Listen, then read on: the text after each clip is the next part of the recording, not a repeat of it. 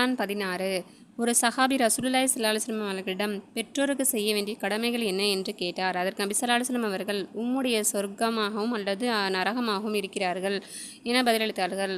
அதாவது அவர்களுடைய திருப்தியில் சொர்க்கம் கிடைக்கும், அவர்களுடைய அதிருப்தியில் நரகம் கிடைக்கும் என்பதாகும்.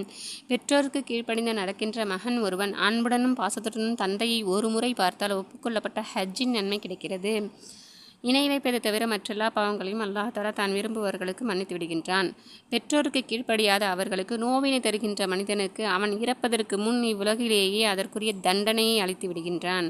கணியத்திற்குரிய சஹாபி ஒருவர் நபி ஸல்லல்லாஹு அலைஹி வஸல்லம் அவர்களிடம் வந்து, நான் போருக்கு செல்ல விரும்புகிறேன் என்று கூறினார். அப்பொழுது நபி அவர்கள், உம்முடைய தாயார் உயிருடன் இருக்கிறாரா என்று கேட்டார்கள். அவர் ஆம் என்று பதிலளித்தார். அப்படியானால் நீர் அவருக்கு பணிவிடை செய்வீராக, ஏனெனில் அவருடைய பாதத்தின் கீழ்தான் உனக்கு சொர்க்கம் இருக்கிறது என ரசூலுல்லாஹி ஸல்லல்லாஹு அலைஹி வஸல்லம் அவர்கள் அருளினார்கள். அல்லாஹ்வின் திருப்தி தந்தையின் திருப்தியிலும் அல்லாஹ்வின் அதிருப்தி தந்தையின் அதிருப்தியிலும் இருக்கிறது என்று கூறினார்கள்.